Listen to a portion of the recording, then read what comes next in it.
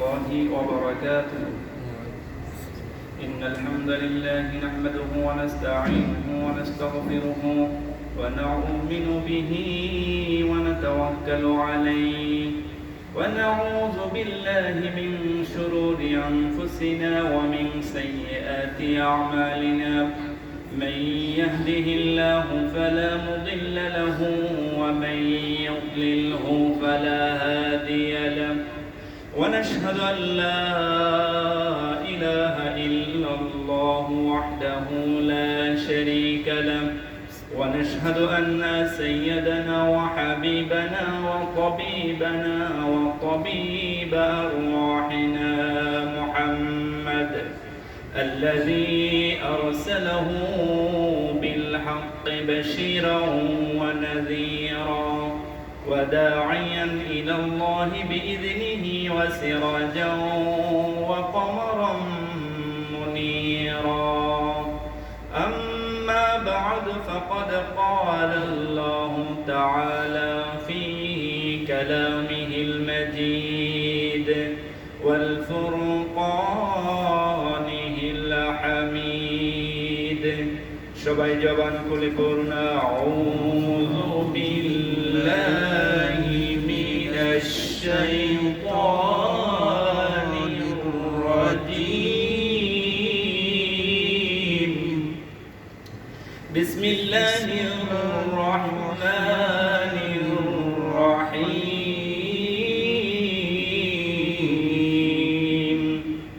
ওয়ালাকাদ আতাইনা লুকমানাল হিকমাতা আন ইশকুর লিল্লাহ ওয়া মান ইয়াশকুর فإنما يشكر لنفسه ومن كفر فإن الله غني حميد.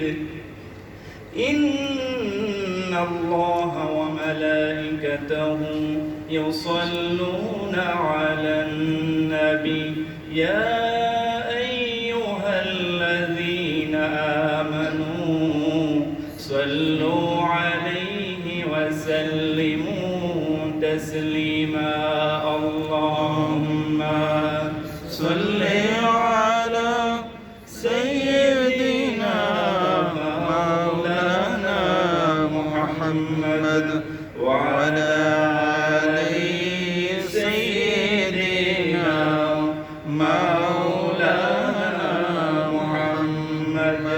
মরতেই হবে যখন শহীদি মরণ দিও আমাকে। মরতেই হবে যখন শহীদি মরণ দিও আমাকে। শাহাদাতে জানি শুধুই জীবন, সে জীবন দিও আমাকে। মরতেই হবে যখন শহীদি মরণ দিও আমাকে। রোগে শোকে মরণ দিও না আমাকে, বিপদে মুসিবতে নিও না আমায়। এমন মরণ দিও চোখ বুঝলে যেন দেখি তোমাকে। মরতেই হবে যখন শহীদি মরণ দিও আমাকে। আল্লাহুম্মা সাল্লি আলা সাইয়্যিদিনা মাওলানা মুহাম্মদ ওয়া আলা আলি সাইয়্যিদিনা মাওলানা মুহাম্মদ। বালাগাল উলা বিকামালিহি كشفت الدجى بجماله حسنت جميع خصاله. صلوا عليه وآله. محمد के محمد सिरा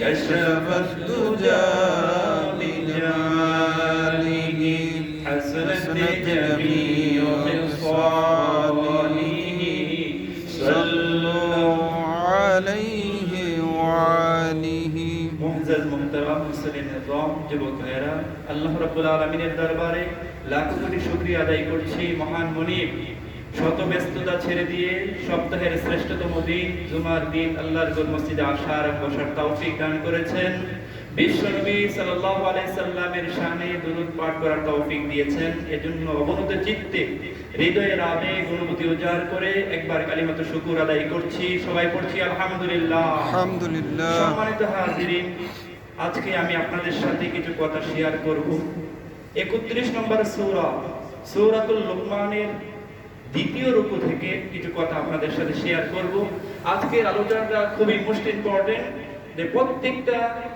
ব্যক্তির জন্য যারা বিবাহ করেছে তাদের জন্য প্রয়োজন যাদের ছেলেমেয়ে হয়েছে তাদেরও প্রয়োজন যাদের এখনো ছেলেমেয়ে হয় নাই তাদেরও প্রয়োজন অর্থাৎ লুকমান আলাইহিস সালাম তার সন্তানকে যে উপদেশ প্রদান করেছিলেন সেই উপদেশ মালা সম্পর্কে কিছু কথা আপনাদের সাথে শেয়ার করব আল্লাহ রাব্বুল আলামিন আগে আমাকে আমল করার এবং আমরা যারা শুনবো সকলকে আমল করার যেন তৌফিক দান করেন আমরা পড়ি আমিন সম্মানিত হাজিরিন কুরআনুল কারীমের মধ্যে 8 ব্যক্তির নামে সূরা রয়েছে কুরআনুল কারীমে ব্যক্তির নামে 8টি সূরা রয়েছে তার মধ্যে 6 জন হচ্ছেন নবী আর 2 জন হচ্ছেন ওলি 6 জন ব্যক্তি হচ্ছেন নবী হচ্ছেন হযরতে হুদ আলাইহিস সালাম সূরাতুল হুদ সূরাতুল ইউসুফ সূরাতুল মুহাম্মদ সূরাতুল ইউনূস সূরাতুল নূহ এইভাবে 6 নবীর নামে আল্লাহ 6টা সূরা নাযিল করেছেন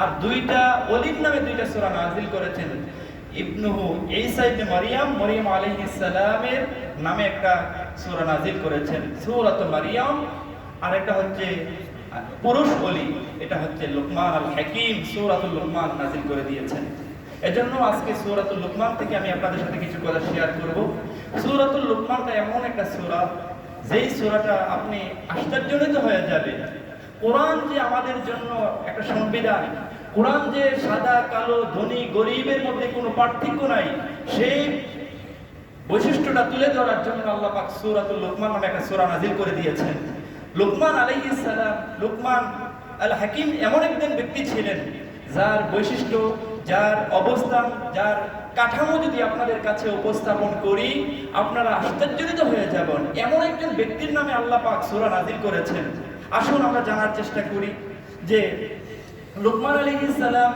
তার সন্তানকে কতগুলো উপদেশ দিয়েছিলেন আজকে আমরা যারা সন্তান আমাদের আছে যাদের আমরা কিন্তু সন্তানদেরকে উপদেশ দিতে পছন্দ করি না যারা পিতা হয়েছি আমরা প্রত্যেককে খেয়াল রাখতে হবে আপনি আপনার সন্তানকে উপদেশ দেন আপনার সন্তানকে নসিহত করেন আর আমরা বিচার করতে মজা পাই সন্তানকে পানিশমেন্ট দিতে পছন্দ করি তাকে শায়েস্তা করতে পছন্দ করি কিন্তু উপদেশ দিতে পছন্দ করি না হযরত লুকমান আলাইহিস সালাম তার সন্তানকে উপদেশ দিয়েছিলেন যেই উপদেশগুলা আল্লাহ রাব্বুল আলামিনের কাছে এতই পছন্দনীয় হয়েছে পছন্দ হওয়ার কারণে এই উপদেশগুলোকে সূরাতুল লুকমানের মধ্যে সংযুক্ত করে দিয়ে দিয়েছেন জোরে বলেন সুবহানাল্লাহ আসুন সেই উপদেশগুলো সম্পর্কে আমরা জানার চেষ্টা করি আমাদের যখন একটা সন্তান হয় সন্তানের প্রথম পিতামাতার অনেকগুলো দায়িত্ব রয়েছে যেমন সন্তান হওয়ার পর তার ডান কানে আযান বাম কানে ইকামত দিতে হয় এই দায়িত্বটা কি পিতামাতার না সন্তানের বলেন কথা বলেন কার পিতামাতার দায়িত্ব সন্তান যখন সপ্তম দিন হবে তার একটা ইসলামিক নাম নিয়ে নামকরণ করতে হবে এটা পিতামাতার দায়িত্ব সপ্তম দিনে আকিকা দেওয়ার বিধান আছে সপ্তম দিনে না পড়েন আপনি 14 দিনে দেন 28 দিনে দেন অর্থাৎ আকিকার বিধানটা আল্লাহ পাকের পক্ষ থেকে এসেছে বিশ্বনবীর মাধ্যমে জানিয়ে দিয়েছেন এটা হচ্ছে পিতামাতার দায়িত্ব আজকে আমরা যখন নাম রাখি কোরআন সুন্নাহ যেমন লুকমান নামটা অনেক সুন্দর না এইরকম নাম রাখতে পারেন সাহাবীদের নামের সাথে মিল রেখে নাম রাখতে পারেন নবী আলাইহিস সালামের নামের সাথে মিল রেখে নাম রাখতে পারেন কোরআন থেকে চয়েস করে করে আপনার সন্তানের নাম রাখতে পারেন এই সবগুলা দায়িত্ব হচ্ছে পিতামাতা যারা আমরা আছি তাদের উপরে এই দায়িত্বগুলো রয়েছে আজকে আমরা সেই নামগুলো রাখতে পছন্দ করি না একটা ঘটনা এসেছে যে এক ভাতিজা ডাকাত থাকে, তিনি গ্রামে ছিলেন, ভালো অবস্থানে চলে গিয়েছেন, ডাকাতের ফ্ল্যাট করেছেন, সেখানে থাকেন। অনেকদিন পর চাচা তার বাড়িতে গিয়েছেন বেড়ানোর জন্য। যাওয়ার পর চাচাও খুশি, ভাতিজাও খুশি, খাবার দিয়েছে, খাবার টেবিলে বসেছেন, খাবার খাবেন। এমন সময় চাচা ভাতিজাকে বলে, ভাতিজা তোমার নাকি ছেলে মেয়ে হয়েছে, তাদেরকে তো এখনো দেখলাম না, তাদেরকে ডাক দিল আসার জন্য। ডাক দিল, বলে ব্রাশ ভাইয়ার এদিকে আস। এ কথা শুনে চাচা ধীরে দূর। দেখছেন কি বিদ্যুটের নাম, ব্রাশ ভাইয়া। চাচাও দৌড়ায়, ভাতিজাও দৌড়ায়, বলে 80 বছর বয়স হয়েছে ভাতিজা, আমার আর ব্রাশ করিস না। ও চাচা, আমার ছেলের নাম হচ্ছে ব্রাশ আর মেয়ের নাম হচ্ছে কি ভাইয়া। এইরকম বিদ্যুটের নাম, কারোর নাম রাখে টেম্পু, কারোর নামে রাখে শেফিয়া শান্তি, কারোর নামে রাখে বিদ্যুৎ, কারোর নাম রাখে ঝর্ণা। এইরকম বিদ্যুটের নাম আমাদের মধ্যে আছে না নাই বলেন? পিতামাতা হিসাবে আপনার যে দায়িত্ব ছিল, সেই দায়িত্ব তো পালন করেননি। আপনি খেয়াল করবেন, অনেকে হুজুরের কাছে পানি পড়ার জন্য আসে, বলে হুজুর আমার কথা, ছেলে কথা শোনে না। ছেলের বয়স কত? হুজুর 18 বছর। 18 বছর পরে আপনি ছেলেকে পানি পড়া দিয়ে সুদা করতে আসেছেন? বাবা পুরা কপাল, আপনি সঠিক পথে চলতে পারেন নাই। এই ছেলেকে যদি ট্যাবলেটও খাওয়ান, পানি পড়াও দেন, তেল পড়াও দেন, কোনো কাজ হবে না। কারণ আপনি যেভাবে সন্তানকে গড়ার দরকার ছিল সেইভাবে আপনি গড়তে পারেন নাই। না করার কারণে আজকে ছেলে বাবাকে গড় থেকে ধাক্কা দিয়ে গড় থেকে বের করে দেয়। টাকার জন্য, মদের টাকার জন্য মাকে গড় থেকে লাথি মেরে বের করে দেয়। এর জন্য সন্তান দায়ী নয়। আমি বলবো তার জন্য একমাত্র দায়ী হচ্ছে আমি পিতা, আপনি মাতা। আপনি সঠিক শিক্ষা দিতে পারেন না, এজন্য সন্তানকে আপনি কোরআন শিখান, ধর্মীয় শিক্ষায় শিক্ষিত করেন, বিশ্বনবীর ক্যারেক্টার তার মধ্যে ঢুকানোর চেষ্টা করেন। দেখবেন সন্তানগুলো আদর্শ সন্তানে পরিগণিত হয়ে যাবে। জোরে বলুন আল্লাহু আকবার। সম্মানিত হাজিরিন, বিশ্বনবী সাল্লাল্লাহু আলাইহি সাল্লাম সোমবারে রোজা রাখতেন। সুইলা আন ইয়াউমুল ইসনাইন, হে বিশ্বনবী আপনি সোমবারে রোজা রাখেন কেন? একথা বলার পর বিশ্বনবী বলেন, বিহি ওলিদতু, আমি সোমবারে জন্মগ্রহণ করেছি, এজন্য আমি সোমবারে রোজা রাখি। জোরে বলেন সুবহানাল্লাহ। আর আজকে আপনি পিতা, আপনি মাতা, সন্তানের যখন জন্মদিন আসে কি করেন? কেক কাটেন, বেলুন করেন, এই জাতীয় অনুষ্ঠান করে আপনি মজা পান। আপনার সন্তান কথা শুনবে? কথা বলে। বিশ্বনবী জন্মদিন পালন করেছেন রোজা রেখে, আর আমি আর আপনি কি করি? কেক কাটে জন্মদিন পালন করি। যদি আদর্শবান একজন সন্তান পেতে চান, পিতামাতার অনুগত্যশীল সন্তান পেতে চান, লোকমান আল হাকিম তার সন্তানকে যে উপদেশগুলো দিয়েছিলেন, সেই উপদেশের আলোকে যদি আপনি চলতে পারেন, আমি চলতে পারি, তাহলে আমাদের সন্তানগুলো মানুষের মতো মানুষ হয়ে যাবে। জোরে বলুন আল্লাহু আকবার। সম্মানিত হাজিরিন, আমরা যে কোরআনের কথা বলবো, এই কোরআনকে যদি প্রশ্ন করেন, হে কোরআন, ইয়া রাব্বুল আলামিন, কোরআনে যে প্রত্যেকটা আয়াত, প্রত্যেকটা বিধান এসেছে, এগুলা কি আপনি বলেছেন নাকি বিশ্বনবী নিজের মুখ থেকে বানানো কথা বলেছে? কোরআনুল কারীমের 53 নম্বর সূরা, সূরাতুন নাজমের 3 এবং 4 নম্বর আয়াতের মধ্যে আল্লাহ জানিয়ে দিলেন, ওয়া ইয়ানতিকু আনিল হাওয়া ইন হুয়া ইল্লা ওয়াহিয়ুন ইউহা। বিশ্বনবী নিজের ওয়ে থেকে, নিজের পক্ষ থেকে কোনো কথা বলেন নাই। যতগুলা কথা বলেছেন ওহীর মাধ্যমে জিবরাইল এনেছেন, সেই কথাগুলা বিশ্বনবী বলে দিয়েছেন। জোরে বলুন আল্লাহু আকবার। এটার মধ্যে কোনো মানুষের কোনো সংযুক্তি নাই। তাওরাত বলেন, ইনজিল বলেন, জাবুর বলেন, মানুষ সংযুক্ত করতে করতে, কারেকশন করতে করতে নিজের মত ঢুকাতে গিয়ে আজকে মেইন তাওরাত, ইনজিল, জাবুর বিলীন হয়ে গেছে, মেইন অস্তিত্ব পাওয়া যাচ্ছে না। কিন্তু আজ পর্যন্ত কোরআনের একটা নোক্তা, একটা অক্ষর, একটা হরফ চেঞ্জ করার মতো ক্ষমতা গোটা বিশ্বের কাউকে আল্লাহ পাক দেন নাই। কারণ এটা হেফাজতের দায়িত্বটা নিয়েছেন আল্লাহ রাব্বুল আলামিন।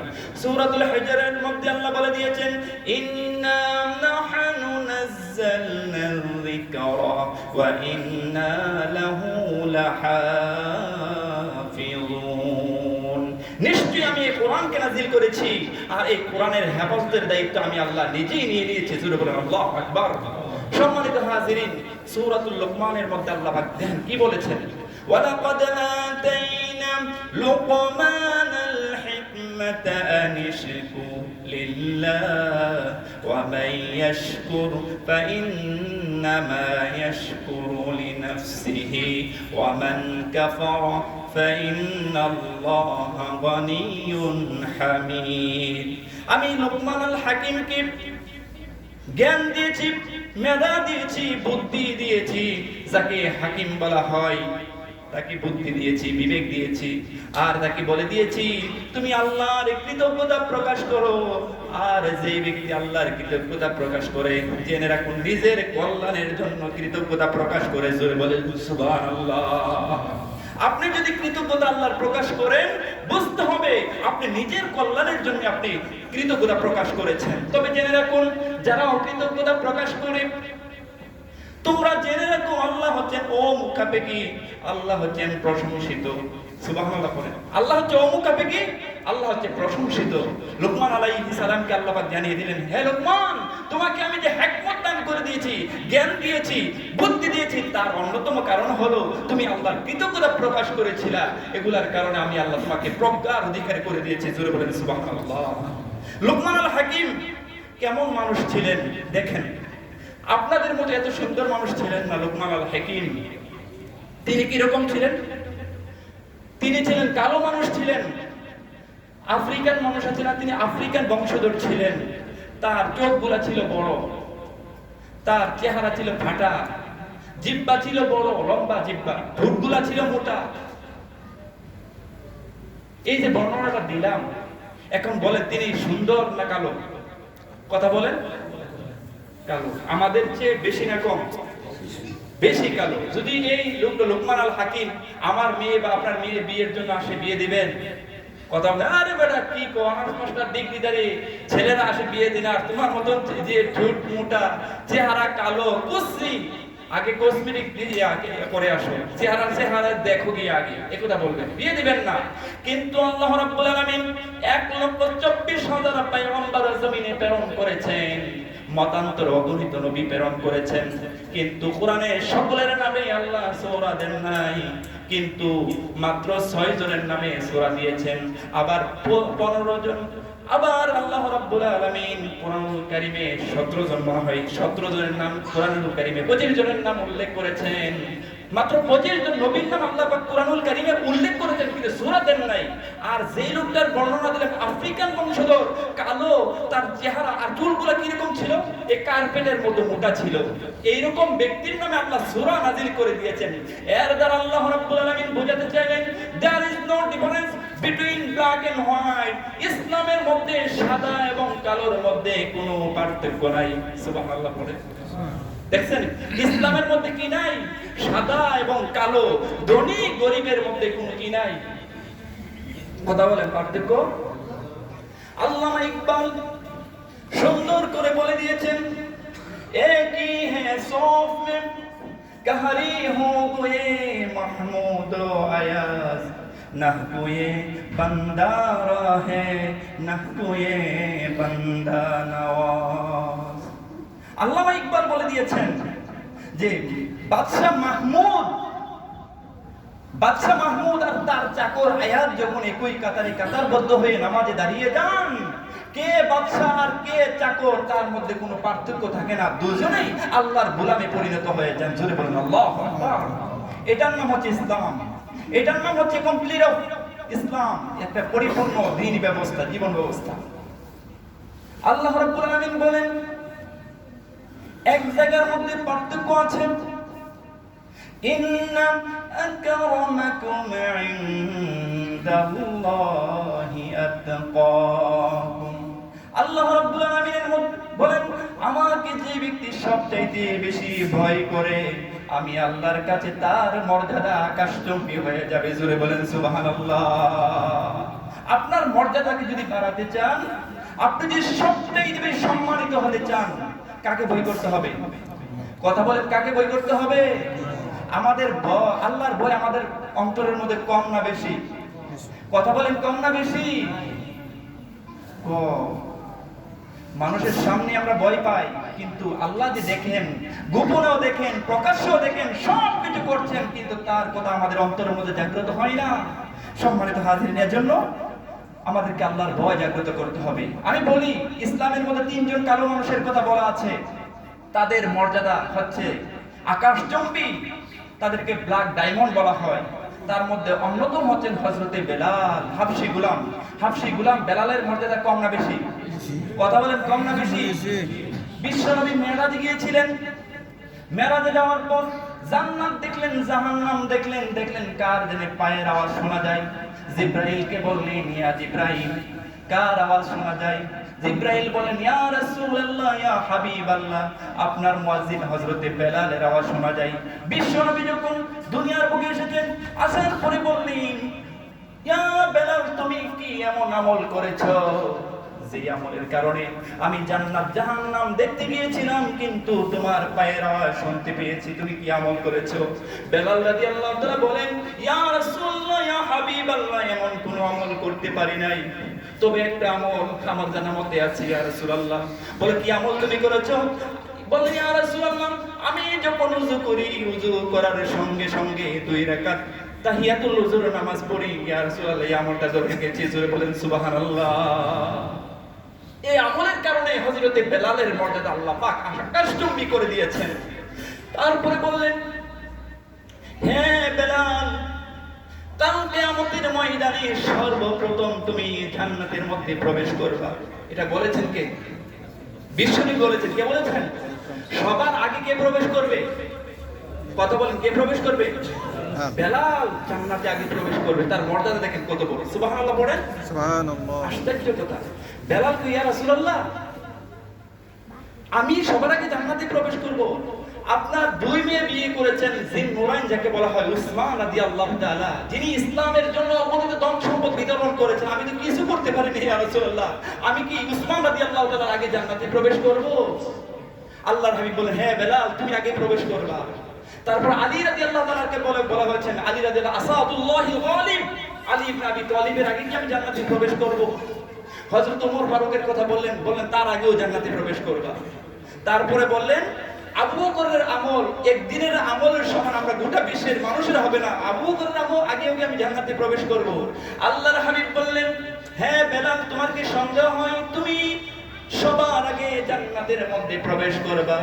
বেলাল কেঁপে কেঁপে আবার বলতে শুরু করলেন, ইয়া রাসূলুল্লাহ, ইয়া হাবিবাল্লাহ, আমি কি আপনার আগেও কি জান্নাতে প্রবেশ করব নাকি? সুবহানাল্লাহ পড়েন। বিশ্বনবীর আগে কি জান্নাতে প্রবেশ করবে? নবী আলাইহিস সালামরা এসে হাজির হয়ে যান। মুসা আলাইহিস সালাম এসে দরজাটা নক করবেন, বলবে, মানান্তা, আপনি কে? বলে, আমি মুসা নবী। ওয়েট করেন, আপনি জান্নাতে যাবেন কিন্তু ওয়েট করেন। ঈসা আলাইহিস সালাম আসবেন, ইব্রাহিম আলাইহিস সালাম আসবেন, বলে ওয়েট করেন। জান্নাতে যাবেন ঠিক আছে, কিন্তু সবার আগে যাবে কে? মুহাম্মাদুর রাসূলুল্লাহ সাল্লাল্লাহু আলাইহি সাল্লাম আসলে কি করবেন?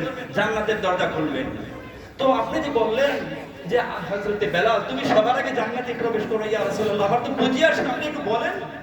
আল্লাহর হাবিব বললেন, ও বেলাল, তুমি গভীর মনোযোগের সাথে শোনো, তুমি সবার আগে জান্নাতে প্রবেশ করবে। তার কারণটা হলো, আমি যখন জান্নাতের মধ্যে প্রবেশ করব, আমি কিন্তু একটা ঘোড়ার উপর, উটের উপর উঠে যখন জান্নাতে যাব, জান্নাতে উটের গলার মধ্যে একটা রশি থাকবে, রশির লাগাম দেওয়ার জন্য আমি হযরতে বেলালকে নিযুক্ত করে দিয়ে দেব। জোরে বলেন সুবহানাল্লাহ। এখন দেখেন, ভিআইপি যখন আসে, প্রধানমন্ত্রী যখন আসে, দেখবেন তার গাড়ির মধ্যে আগে থাকে কে?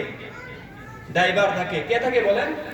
ড্রাইভার। তো বেলালকে আল্লাহর হাবিব সাল্লাল্লাহু আলাইহি ওয়াসাল্লাম, তোমাকে আমি এই লাগাম ধরার, রশি ধরার জন্য নিযুক্ত করে দেব, এজন্য তুমি সবার আগে জান্নাতে প্রবেশ করবে। কিন্তু তুমি গিয়ে কিন্তু গেটের মধ্যে যদি বলে, মানান্তা, তুমি কে?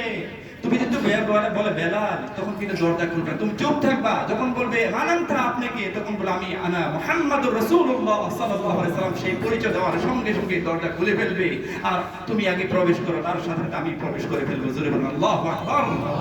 তাহলে সেই আমল করার দরকার আছে না নাই? কারণ বেলাল ছিলেন কালো, আপনি সুন্দর মানুষ, আপনি কম সুন্দর হতে পারেন, বেশি সুন্দর হতে পারেন, আপনার চেহারার কাটিং অনেক ভালো হতে পারে, কিন্তু জেনে রাখেন, বেলাল হাবশী গোলাম ছিলেন, তার অন্তরটা ছিল ধবধবে সাদা। জোরে বলেন সুবহানাল্লাহ। আমরা সুন্দর হতে পারি, আমরা শ্যামলা হতে পারি, কিন্তু অন্তরের মধ্যে এত ঝামেলা। কিন্তু আল্লাহ রাব্বুল আলামিন কোরআনুল কারীমের মধ্যে 3টা বর্ণনা দিয়ে দিয়েছেন। কলব বা অন্তর হলো 3 প্রকার। একটা হলো সুস্থ কলব, আরেকটা হলো অসুস্থ কলব, আরেকটা হলো মৃত কলব। আল্লাহ রাব্বুল আলামিন সুন্দর করে জানিয়ে দিলেন 26 নম্বর সূরা সূরাতুশ শুআরা এর 88 এবং 89 নম্বর আয়াতের মধ্যে জানিয়ে দিলেন, ইয়াউমা লা ইয়ানফাউ মালুন ওয়ালা বানুন ইল্লা মান আতাল্লাহা বিকলবিন সালিম। আপনার ধন সম্পদ টাকা পয়সা কোনো কাজে আসবে না, কিন্তু কাজে আসবে যদি আপনি একটা সুস্থ অন্তর, ফ্রেশ অন্তর নিয়ে মহান রবের কাছে যেতে পারেন। আপনাকে সফল করে দিবেন কে? এজন্য সুস্থ অন্তরের দরকার আছে না নাই বলেন? আবার অসুস্থ অন্তর দেখেন, আল্লাহ পাক 2 নম্বর সূরা সূরাতুল বাকারা এর 10 নম্বর আয়াতের মধ্যে বলে দিয়েছেন, ফি কুলুবিহিম মারাদুন ফাসাদাহুমুল্লাহু মারাদা ওয়া লাহুম আযাবুন আলীম। তাদের অন্তর রয়েছে অসুখ, রোগ রয়েছে, এই রোগ তাদেরকে আরো বৃদ্ধি করে দেয়। এজন্য অসুস্থ অন্তরকে চিকিৎসা করে সুস্থ করার দরকার আছে না নাই বলেন? আর মৃত অন্তরের কথা বলা হয়েছে, ওয়ালাকাদ জারানা লি জাহান্নামা কাসীরাম মিনাল জিন্নি ওয়াল ইনস লাহুম কুলুবুন লা ইয়াফকাহুনা বিহা। তার অন্তর আছে, অন্তর দিয়ে উপলব্ধি করে না, চোখ দিয়ে দেখেও দেখে না, কান দিয়ে শুনেও শোনে না, তারা হচ্ছে মৃত অন্তরের কথা বলা হয়েছে।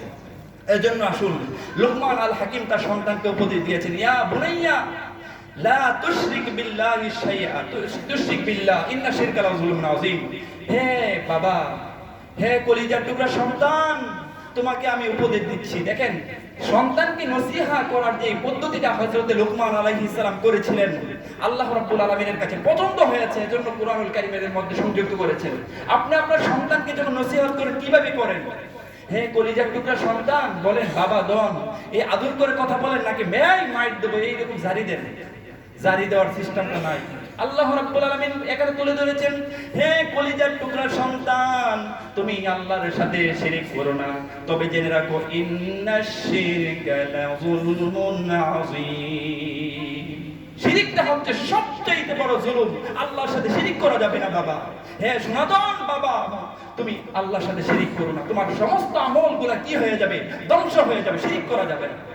ইসলামীয় দাওয়াতের পদ্ধতিটা কি হবে এটা আল্লাহ সুন্দর করে জানিয়ে দিয়েছেন। 16 নম্বরের সূরা সূরাতুন নাহলের 127 নম্বর আয়াতের মধ্যে জানিয়ে দিলেন, উদউ ইলা সাবিলি রাব্বিকা বিল হিকমাতি ওয়াল মাউইজাতিল হাসানাতি ওয়াজাদিলহুম বিল্লাতি হিয়া আহসান।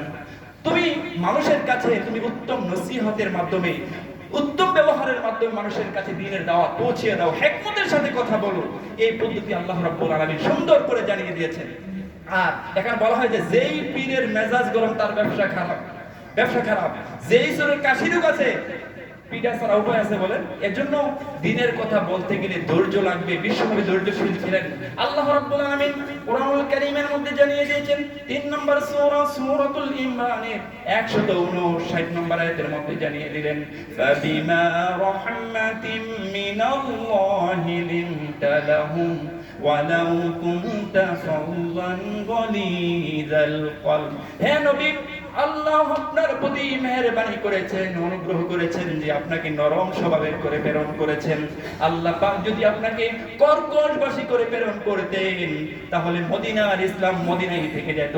আপনাকে নরম স্বভাবের করে প্রেরণ করার কারণে মানুষগুলো চম্বকের আকর্ষণের মতো আপনার দিকে এসেছে। জোরে বলেন সুবহানাল্লাহ। তাহলে সন্তানকে হযরতে লুকমান আল হাকিম উপদেশ দিয়েছিলেন, হে কলিজার টুকরা সন্তান, আল্লাহর সাথে শিরক করো না। 2 নম্বর নসিহত করেছিলেন, ইয়া বুনাইয়া ইন্নাহা ইন তাকুম মিসকালা হাববাতিন মিন খারদালিন ফাতাকুন ফি সখরাতিন। হে কলিজার টুকরা সন্তান, যদি তুমি বড় সওয়াবের কাজ করো, গুনার কাজ করো, পাথরের ভিতরে থাকো বা আকাশের উপরে থাকো অথবা জমিনের নিচে থাকো, মহান রব সবগুলাকে হাজির করবেন, এটা তুমি জেনে রাখো। সন্তান, তুমি গোপনে যা করো আর প্রকাশ্যে যা করো, সব কিছু আল্লাহ পাক আপনার কাছে হাজির করে দিবেন। 2 নম্বর নসিহত করেছেন। 3 নম্বর নসিহত করেছি, ইয়া বুনাইয়া আকিমিস সালাহ। হে কলিজার টুকরা সন্তান, তুমি নামাজ প্রতিষ্ঠা করো। নামাজ পড়লেই হবে না, তুমি তোমার বন্ধুদেরকে নামাজের কথা বলো। তুমি একা বুজুর্গ হয়ে যাবে হবে না, তুমি একা আল্লাহর ওলি হয়ে যাবে হবে না। সন্তানগুলো তোমার বন্ধুদেরকে, প্রতিবেশীকেও বুজুর্গ বানাতে হবে, প্রতিবেশীকেও কি করতে হবে, আল্লাহর ওলি বানাতে হবে। তুমি একা জুলুম করো না, প্রতিবেশীও যেন জুলুম না করে সেই কথা বোঝাতে হবে। এই হচ্ছে আকিমিস সালাহ। আমরা মনে করি নামাজ পড়লে শেষ হয়ে যাবে, বিষয়টা কিন্তু এরকম নয়। আপনি ওজনে কম দেন না, সমাজে কম দেই, তাদেরকেও বোঝাতে হবে। এটাই হচ্ছে সালাত, আকিমুস সালাহ। আপনি ওজনে কম দেন না, তাদেরকে বোঝান ভাই ওজনে কম দেওয়া যাবে না। তারপরে বলেন ওয়া আমরু বিল মারুফ, সৎ কাজের আদেশ দাও, ওয়ানহা আনিল মুনকার, অন্যায় কাজ থেকে বাধা দাও। কারণ আল্লাহ পাক রব্বুল আলামিন সূরাতুল ইমরানের 110 নম্বর আয়াতের মধ্যে বলে দিয়েছেন, কুনতু খায়রা উম্মাতিন উখরিজাত লিন-নাস তা'মুরুনা বিল মা'রুফি ওয়া তানহাউনা আনিল মুনকার। তোমরা শ্রেষ্ঠ উম্মত, তোমাদেরকে প্রেরণ করা হয়েছে মানুষদেরকে কল্যাণের দিকে আহ্বান করার জন্য, সৎ কাজের আদেশ দেওয়ার জন্য, অন্যায় কাজ থেকে নিষেধ করার জন্য তোমাদেরকে প্রেরণ করা হয়েছে। তারপরে বলা হয়েছে যে আসবির আলা মা আসাবাক, তুমি ধৈর্য ধারণ করো, নিশ্চয় দৃঢ় সংকল্পের কাজ। বিশ্বনবীকে আল্লাহ পাক বলে দিয়েছেন, হ্যাঁ নবী আপনি ধৈর্য ধারণ করুন। ধৈর্যের গুণ তো আল্লাহ পাক আপনাকে দিয়েছেন। তাদের ষড়যন্ত্রে আপনি পদচ্যুত হবেন না, ধৈর্যচ্যুত হবেন না। তারপরে উপদেশ দিয়েছেন, হ্যাঁ কলিজার টুকরা সন্তান, অহংকারের বশবর্তী হয়ে মানুষকে তুমি অপেক্ষা করবে না। তুমি সামাজিক হও, অসামাজিক হও না। মানুষদের সাথে কিভাবে চলতে হয়, বড়দেরকে কিভাবে সম্মান করতে হয়, ছোটদেরকে কিভাবে স্নেহ করতে হয়, হযরত লোকমান আল হাকিম তার সন্তানকে উপদেশ দিয়ে দিয়েছেন। সুজুর বলেন সুবহানাল্লাহ। এই এজন্য বলা হয়েছে মান লাম ইয়ারহাম সাগীরানা ওয়া লাম ইউকির কাবীরানা ফালাইসা মিন্না। যে ব্যক্তি বড়দেরকে সম্মান করে না, সিনিয়রদের সম্মান করে না, জুনিয়রদেরকে স্নেহ করে না, সেই ব্যক্তি আমার দলভুক্ত হতে পারে। দেখছেন কত বড় কথা বলেছেন বিশ্বনবী। নামাজ পড়লেন না, আপনি যে বিশ্বনবীর উম্মত এই কথা কিন্তু বলেন নাই। কিন্তু বড়দেরকে সম্মান না করা, ছোটদেরকে স্নেহ না করলে সেই ব্যক্তি কি হতে পারবে না? বিশ্বনবীর উম্মত হতে পারবে না। এইভাবে উপদেশগুলো বলে দিয়েছেন যে জমিনে গর্ব করে চলো না, তুমি মধ্যম পন্থা অবলম্বন করো। তারপরে বলে যে উচ্চ সুরে কথা বলবা, নিচু সুরে কথা বলো। সন্তানকে উপদেশ দিয়েছে। এজন্য আমরা আমাদের যাদের সন্তান আছে, আমরা সন্তানকে উপদেশ দিব, নরম সুরে উপদেশ দিব, আর তাদেরকে বোঝানোর চেষ্টা করব। আল্লাহ রাব্বুল আলামিন আমাদেরকে সেভাবে আমল করার তৌফিক দান করুন। হাযা মা ইনদি ওয়া লা ইলমা ইনদাল্লাহ আলাইহি তাওয়াক্কালতু ওয়া ইলাইহি উনীব। আমরা যারা সুন্নাত পড়ি নাই, 4 রাকাত ক্বাবলা জামাত সুন্নাত পড়ে নিচ্ছি।